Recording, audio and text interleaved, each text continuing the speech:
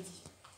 Alors le thème que le Seigneur m'a donné pour aujourd'hui, c'est vaincre nos limites. Est-ce que tout le monde peut dire vaincre nos limites? Vaincre nos limites. Plus fort. Vaincre nos limites. Amen. On va tout de suite aller dans 1 Chronique 4, chapitre 4, verset 10.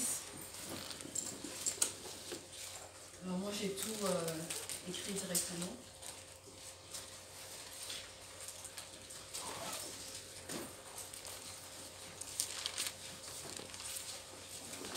Amen. On va se lever et on va prier que le Seigneur puisse faire quelque chose. Amen. Vous savez, on peut avoir une réunion, être touché et rester toujours le même. Moi, ce que j'encourage aux jeunes de Romilly, c'est je leur dis, ne soyez pas satisfaits d'être touchés et de rester toujours les mêmes. Il ne faut pas qu'on soit tout le temps touché. On va de convention en convention, de retraite de jeunes en retraite de jeunes, de réunion de jeunes en réunion de jeunes. Est-ce que vous êtes satisfait d'être toujours touché et rester les mêmes? Ou est-ce que vous dites, Seigneur, moi je suis fatigué d'être tout le temps touché, je veux aller plus loin avec toi. Je ne veux pas cet après-midi être touché, être encouragé, mais je veux vraiment changer. Amen. Je veux vraiment changer, je veux vraiment que ta parole puisse s'accomplir dans ma vie. Je veux vraiment voir. On n'a pas de temps à perdre, le Seigneur est à la porte. Le Seigneur revient bientôt. Moi, je suis venue depuis Romilly, on a roulé 3 heures. C'est pas pour qu'on ait juste des belles paroles à dire et qu'on reparte et puis qu'on attende la prochaine réunion pour changer. On doit prendre une décision. À chaque fois qu'on se réunit, à chaque fois qu'on lit, on ouvre la parole de Dieu, il faut qu'une décision soit prise.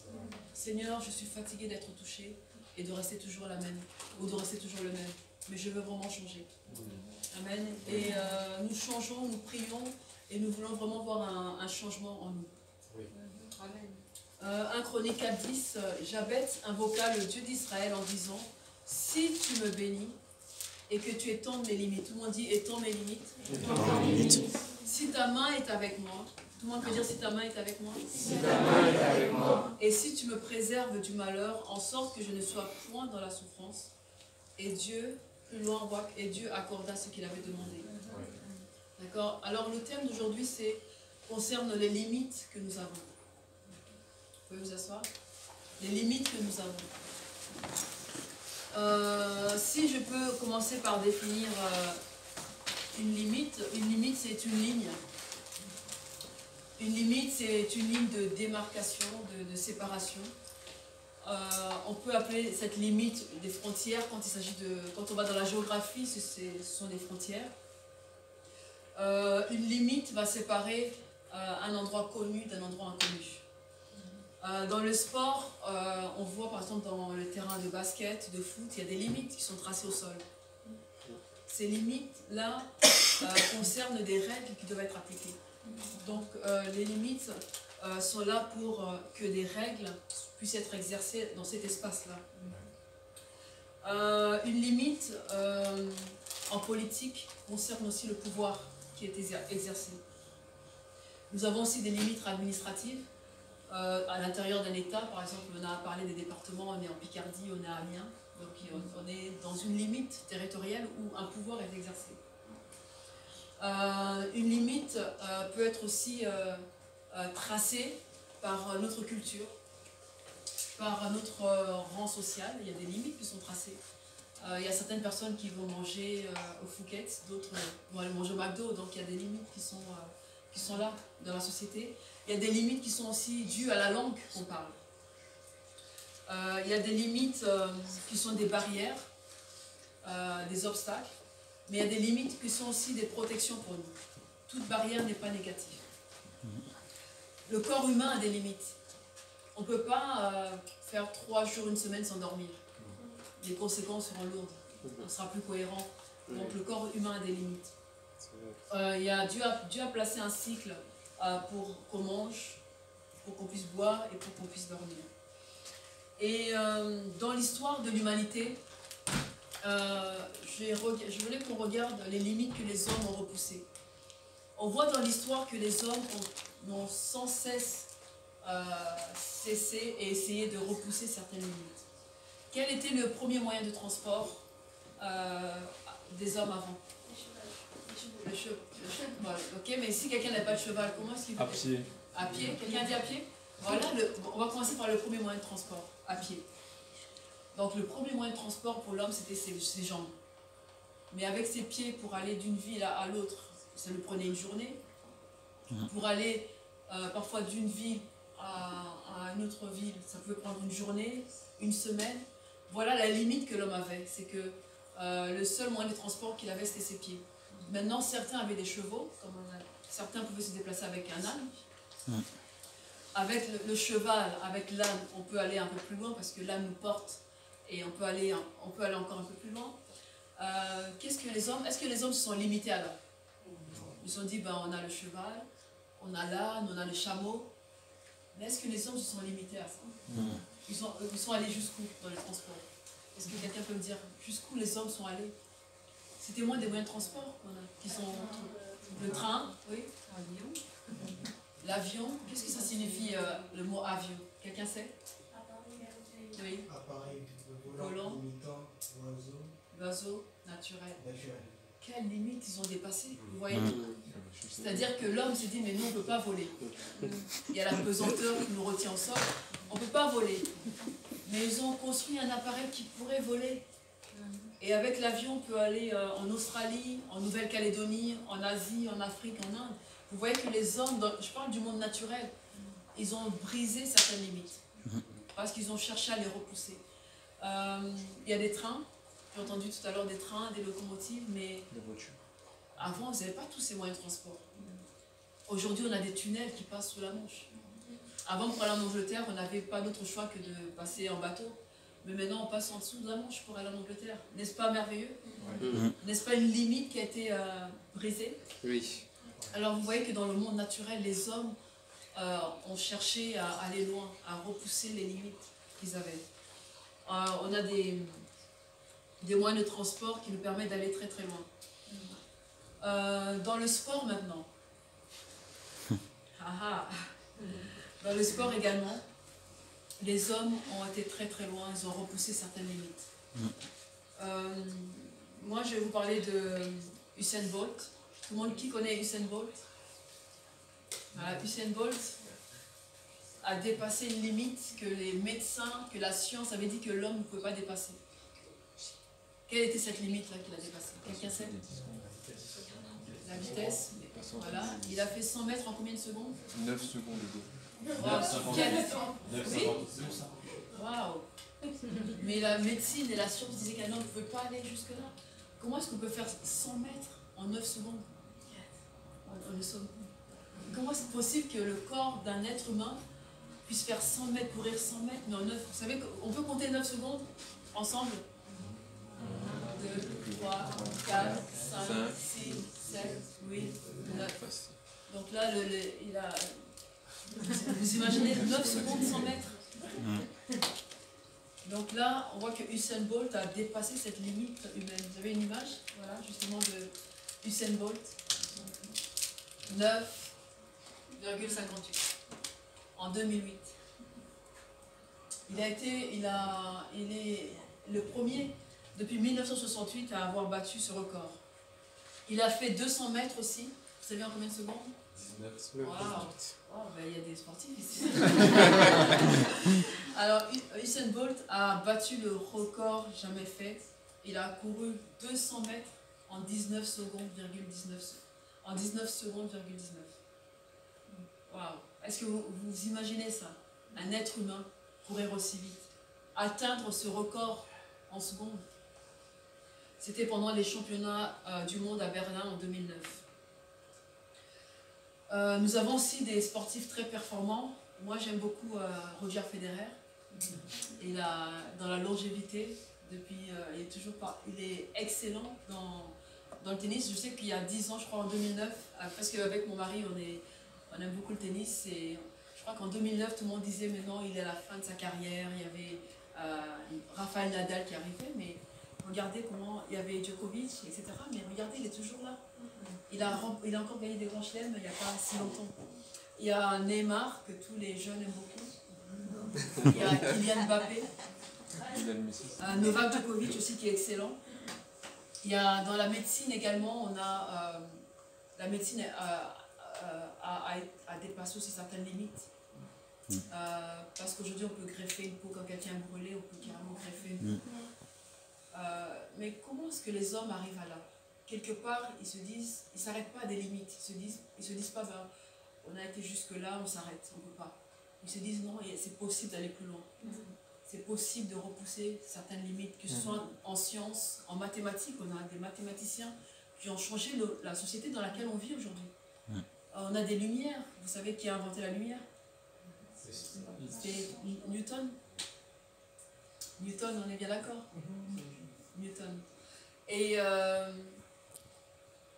avec tout cela, c'est des hommes qui ne sont pas arrêtés à des limites, à des barrières. Mais ils ont toujours voulu aller plus loin et rechercher. Et dans la Bible, quand on regarde la création, on est aussi impressionné des limites que Dieu lui-même aussi a tracées. Vous avez vu la mer, comment elle est puissante, comment les flots de la mer sont puissants. Dans Job, au verset 38, je vais lire rapidement. Job 38, au verset 10, de 10 à 11, c'est Dieu qui parle à Job. Il dit, quand je lui imposai ma loi, et quand je lui mis des barrières et des portes, quand je dis, tu viendras jusqu'ici, tu n'iras pas au-delà. Donc c'est Dieu qui parle à la mer. Ici s'arrêtera l'orgueil de tes flots. Dans Proverbes, chapitre 8, verset 29, il est écrit, lorsqu'il donna une limite à la mer pour que les eaux n'en franchissent pas les bords, lorsqu'il posa les fondements de la terre. Psaume 104, verset 9, il est écrit, tu as posé une limite que les eaux ne doivent point franchir. Waouh! Donc Dieu a parlé à la mer, il a dit, tu t'arrêtes là. Donc quand la mer arrive, elle voit le sable, elle ne bouge pas. Elle dit, je ne peux pas aller de l'autre côté parce que Dieu m'a imposé de m'arrêter là. Vous voyez comment elle a la grandeur de Dieu? Dans Jérémie 5, 22, c'est l'Éternel qui parle et dit, ne me craindrez-vous pas, dit l'Éternel, ne tremblerez-vous pas devant moi, c'est moi qui ai donné à la mer le sable pour limite. Limite éternelle qu'elle ne doit pas franchir. Ces flots s'agitent, mais ils sont impuissants. Ils mugissent, mais ils ne la franchissent pas. Parce que Dieu a posé une limite là. Amen. Amen. Dieu a imposé une limite aux saisons. On peut faire tout ce qu'on veut, mais dès qu'on arrive au mois de mars, qu'est-ce qu'on voit sortir des jonquilles? Quand on a, même s'il fait froid, peu importe, mais la nature respecte le cycle que Dieu a posé. Dieu a donné des limites à la journée, à la nuit. Donc il y a des cycles que Dieu a établis, des lois naturelles que Dieu a établies. Et ces lois-là fonctionnent et respectent les limites imposées par Dieu. Même la force, même si les hommes sont puissants, armés, dans 1 Samuel, chapitre 2, verset 9, il est écrit qu'il gardera les pas de ses bien-aimés, mais les méchants seront anéantis dans les ténèbres, car l'homme ne triomphera point par la force. Même la force de l'homme a une limite. Oui. Amen. Alléluia. Alors, quand on va plus loin, maintenant nous qui sommes ici aujourd'hui, on peut se poser la question, mais quelles sont nos limites à nous finalement? Est-ce que vous connaissez vos limites? C'est une question que vous devez vous poser cet après-midi. Quelles sont vos limites et est-ce que vous connaissez vos limites? Vous devez savoir que notre vie est une manifestation de ce que nous considérons possible et impossible. Voilà nos limites. Notre vie, peu importe l'âge qu'on a, peu importe le rang social qu'on a, peu importe la famille d'où on vient, peu importe nos origines, peu importe là où on vit, mais notre vie est marquée, est une manifestation de tout ce que nous considérons possible et impossible. Et c'est cette vision-là qui va créer des limites en nous. Oui.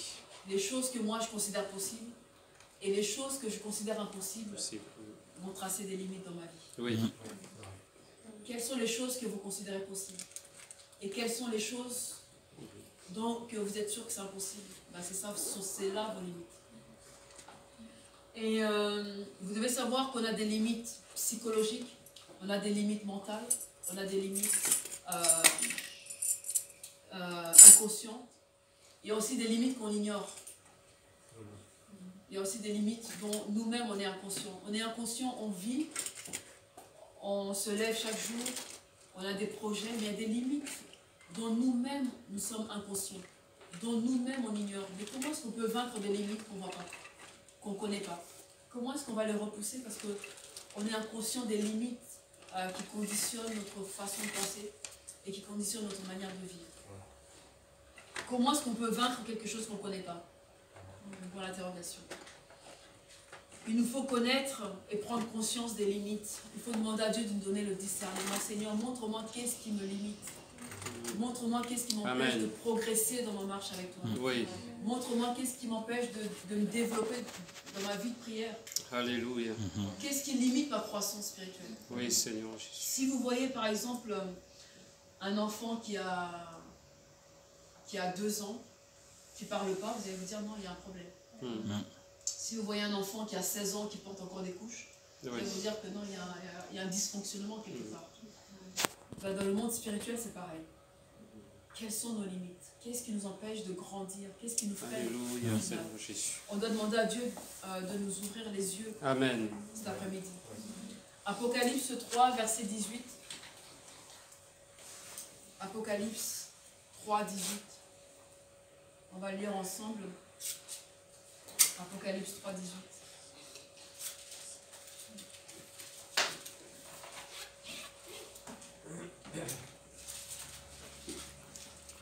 Donc, Apocalypse 3, 18 nous dit ceci. Je te conseille d'acheter de moi de l'or éprouvé par le feu, afin que tu deviennes riche, et des vêtements blancs, afin que tu sois vêtu, et que la honte de ta nudité ne paraisse pas, et un collier pour oindre tes yeux, afin que tu vois. Donc, je te conseille d'acheter de moi de l'or. L'or, c'est quoi dans la Bible? L'or. Oui, dans ce verset-là, l'or éprouvé par le feu, c'est quoi? C'est notre foi. D'accord? Afin qu'on devienne riche. Des vêtements blancs, afin que tu sois vêtu. Et ce que je voulais attirer votre attention, c'est sur un collier pour oindre nos yeux. Qu'est-ce que fait un collier? Nettoie l'œil, désinfecte. C'est un antiseptique. Et c'est ce collier-là qui va nous permettre d'avoir du discernement. Alléluia. De voir clairement quelle est notre condition spirituelle. Amen. De voir clairement quelles sont nos limites. Qu'est-ce qui nous limite? Qu'est-ce qui nous empêche d'avancer? Qu'est-ce qui fait qu'on est freiné? Qu'est-ce qui fait qu'on est limité dans notre croissance? Oui. Demandons à Dieu ce collier. Seigneur, ouvre mes yeux, ouvre mes yeux. Alléluia. Donne-moi de discerner. Donne-moi de voir clairement quelles sont les limites que j'ai acceptées. Il y a des limites qu'on accepte. Il y a des limites qu'on s'impose nous-mêmes. Et une fois qu'ils sont acceptés, ben, on fonctionne avec. Une année passe, un mois passe, et on est toujours dans le même cycle. Parce qu'on est limité. Et on a accepté ces limites. Nous, on veut prier, Seigneur, ouvre mes yeux. Alléluia. Donne-moi de discerner. Amen. Amen. Amen. Prions pour que le Seigneur nous montre qu'est-ce qui nous limite. La vie est faite pour qu'on puisse grandir et progresser. Il y a également des événements qui arrivent dans la vie. Des événements qui vont nous pousser à vaincre nos limites. Quelquefois, ces événements-là sont difficiles, douloureux, mais on ne doit pas être passif parce que chaque événement qui arrive nous permet de repousser des limites, nous permet de vaincre quelque chose. Même si c'est un échec, même si c'est une déception, il faut absolument considérer chaque événement comme une opportunité. De dire, Seigneur, je vais briser certaines limites. Amen. Amen. Alors maintenant, la première victoire que vous devez savoir, la première victoire que nous pouvons avoir pour vaincre nos limites, c'est nous-mêmes. C'est pas Dieu le problème. En fait, c'est nous-mêmes. Parce que le premier champ de bataille, qui connaît le premier champ de bataille? Quel est le premier champ de bataille? Le champ où on perd toutes les batailles, c'est où? Non, c'est pas le cœur. Quelqu'un sait quel est le premier champ de bataille? C'est l'endroit où se gagnent ou se perdent les combats spirituels. C'est l'endroit où se gagnent ou se perdent les batailles. C'est où? J'entends pas. Nos pensées. Exactement, mais plus fort. Nos pensées. Amen. La bataille, elle est gagnée et elle est perdue là, ici. Nous, on va avoir le casque du salut. Amen. Alléluia. Jésus-Christ est mon salut. Amen. Amen. Alors, il y a des attitudes mentales, en fait, qui nous limitent. Il faut savoir que les chercheurs ont découvert que pour un championnat sportif, que ce soit les Jeux Olympiques, que ce soit n'importe quel tournoi, il fallait une attitude mentale pour pouvoir gagner. En fait, on ne peut pas aller dans un championnat, on ne peut pas aller dans des compétitions sans cette attitude mentale. Tout à l'heure, on parlait des sportifs qui ont dépassé certaines limites, mais en fait, vous devez savoir que ce n'était pas physique. C'était là. C'est vrai. Ça a commencé là, ça commence par cette attitude. Alors, il y a 3 choses. Dans le monde naturel, maintenant, je parle. 3 attitudes qu'il faut avoir pour gagner une bataille. C'est avoir le désir de gagner. Oui. Avoir un désir ardent. Alléluia. Avoir un désir ardent de Amen. dire non, j'irai jusqu'au Alléluia. bout. Avoir un désir ardent de dire que je gagnerai, Amen. je réussirai, j'accomplirai. Alléluia. Je vais terminer. Amen. Et la deuxième attitude qu'il faut avoir, c'est la persévérance. Amen. L'endurance. Un champion n'accepte pas la défaite. Et le troisième objectif, c'est la victoire. Et on voit que Paul compare la course chrétienne, la vie chrétienne, à cette course olympique. Dans 1 Corinthiens 9, 24, Paul nous dit ceci, 1 Corinthiens 9, 24. Ne savez-vous pas que ceux qui courent dans les stades courent tous, mais qu'un seul remporte le prix? Courez de manière à remporter. Alléluia. Qui gagne? On court tous dans le stade, mais il y a un seul qui gagne. Mais maintenant, si vous n'avez pas un désir ardent de gagner, si vous n'avez pas l'endurance, et si vous n'avez pas un objectif d'arriver jusqu'au bout, qu'est-ce que Paul a dit? J'ai combattu le bon combat. Il a achevé la course. Amen. Philippiens 3,14 nous dit, je cours vers le but pour remporter le prix de la vocation céleste de Dieu en Jésus-Christ. Donc l'apôtre Paul compare la vie chrétienne à la course olympique. Et cette image que l'apôtre Paul nous donne met en valeur l'intensité de l'effort qu'on doit fournir, met en valeur la concentration qu'on doit avoir pour arriver jusqu'au bout, pour gagner la vie éternelle.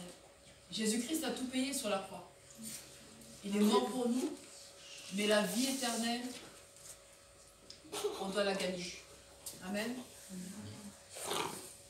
1 Timothée 4,7 nous dit ceci, repousse les contes profanes et absurdes. Exerce-toi la piété, car l'exercice corporel est utile à peu de choses, tandis que la piété est utile à tout. Ayant la promesse de la vie présente et de celle qui est à venir. 2 Timothée 4,7 nous dit ceci, j'ai combattu le bon combat, j'ai achevé la course, j'ai gardé la foi. Amen. Troisième chose qui nous limite, c'est des attitudes et des sentiments qui sont incorrects. Des sentiments qui sont négatifs et mauvaises. Alors l'ennemi de notre âme va nous inciter à avoir des mauvais et des faux sentiments, des mauvais sentiments et une mauvaise attitude les uns envers les autres. Il va envoyer, parce qu'on dit que quand on élève le bouclier de la foi, c'est pour éteindre toutes les flèches enflammées de l'adversaire. Alors l'ennemi envoie des flèches ardentes de la jalousie, de l'envie, de la rivalité, de l'orgueil, de la méfiance, de l'égoïsme, du mécontentement. On n'est jamais satisfait, on est toujours mécontent. On est toujours en train de murmurer, de se plaindre. Ce sont des flèches qui vont nous donner une mauvaise attitude, une attitude qui n'est pas correcte. Et ce sont ces choses-là qui vont nous limiter. Il y a aussi également la rébellion. Vous devez savoir que la rébellion, l'ennemi va mettre dans notre esprit des pensées qui vont nous pousser à ne pas nous soumettre à la volonté de Dieu. La rébellion, en fait, c'est la désobéissance volontaire à l'autorité de Dieu. C'est une désobéissance qui est volontaire à l'autorité de Dieu. La rébellion inclut ma propre volonté. Qu'est-ce que Jésus-Christ avait dit dans le jardin de Gethsémane? Il avait dit, Seigneur, Père, si tu peux éloigner cette coupe de moi, non pas ma volonté, mais que ta volonté. Alors notre propre volonté, est souvent de la rébellion. Et l'obstination. Parfois le Seigneur nous dit arrête, mais on veut s'obstiner. On veut s'obstiner. Une autre chose que l'ennemi envoie comme flèche pour nous limiter, ce sont les accusations. Il envoie des accusations dans nos pensées pour qu'on se sente inférieur. Finalement, on se dit, bah, moi je suis un bon à rien, j'y arriverai pas, les autres sont meilleurs que moi. Et on va s'auto-accuser en fait et se limiter. On va dire, j'ai essayé, ça n'a pas marché. J'ai échoué. Je ne peux pas réussir. Je ne peux pas surmonter cette épreuve. Et tout cela, on se condamne et on s'accuse. Et puis il y a aussi des attaques externes qui sont la critique des autres. Quelquefois on est limité parce que quelqu'un nous a critiqué. C'est vrai. Juste une critique, on se dit ben, finalement ben, on est là. Il y a une limite qui est tracée autour de nous parce qu'on nous a critiqués. Parce qu'on s'est moqué de nous. Comme Néhémie, lorsqu'il voulait bâtir la muraille, la première opposition qu'il a eue, on a essayé de le limiter, on a dit mais qu'est-ce que vous faites? Dans Néhémie 2, 19, je ne vais pas prendre ce verset-là, mais vous pourrez le lire, Néhémie 2, 19, la première chose qu'on a fait à Néhémie, c'est on a essayé de le freiner par les critiques, par de la moquerie, et l'opinion des autres et leur influence.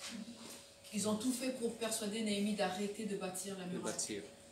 Est-ce que vous allez arrêter? Non. D'aller là où Dieu vous envoie? Non, non, non. Est-ce que vous allez être intimidé par l'opinion des autres? 1 Corinthiens 3,9 nous dit que la sagesse du monde est une folie devant Dieu. Oui.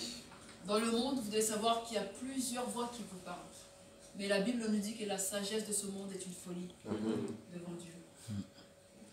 Et vous devez savoir aussi que la paix, quelquefois, on est limité parce qu'on va avoir la paix. On dit, bon, si je fais le minimum pour Dieu, j'aurai la paix avec tout le monde, on va me laisser tranquille. Mais finalement, vous êtes limité parce que vous voulez une paix qui est temporaire. Une paix qui est fausse, parce que la vraie paix, c'est Jésus qui la donne. Alléluia. La vraie paix, c'est Jésus-Christ qui la donne, parce qu'il est le prince de paix. La paix que donne le monde est temporaire. Et la dernière bataille, si nous voulons vaincre nos limites aujourd'hui, la dernière bataille, le dernier combat, on a parlé de l'attitude mentale, on a parlé de nos cœurs, de notre attitude, on a parlé de l'opinion des autres. Mais quelle est la dernière bataille? La dernière bataille qu'on doit livrer pour vaincre nos limites, c'est la langue. Oui. Aide-nous, Seigneur. Alors là, la dernière bataille à livrer, c'est la langue. C'est notre langue.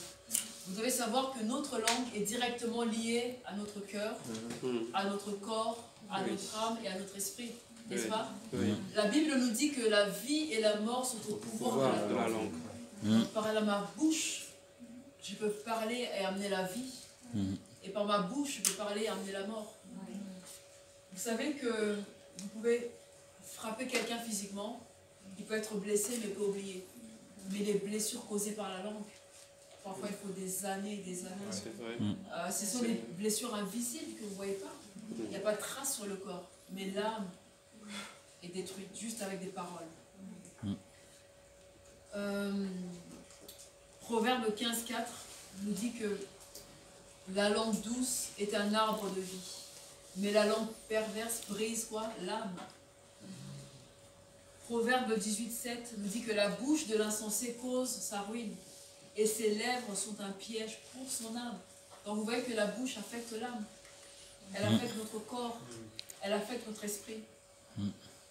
Et Proverbe 21-23 nous dit que celui qui veille sur sa bouche et sur sa langue préserve son âme des angoisses. C'est terrible. C'est terrible. La langue, notre bouche, est l'instrument qui va soit nous limiter et va être l'instrument qu'on va utiliser pour briser nos limites. Il faut reconnaître que votre langue est une arme puissante. Il faut la contrôler. Alors moi je vais vous parler de David. Et on va prendre 1 Samuel, chapitre 17, à partir du verset 32. Et en lisant ces passages, vous allez réaliser que le combat qui était livré entre David et Goliath, que la bataille a été gagnée juste par les paroles. On va lire ensemble 1 Samuel 17.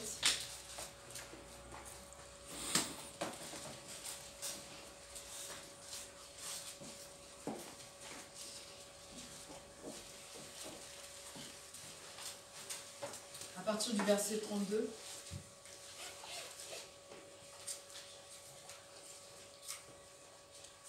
On va commencer à partir du verset 31. Tout le monde a trouvé 1 Samuel 17, 31.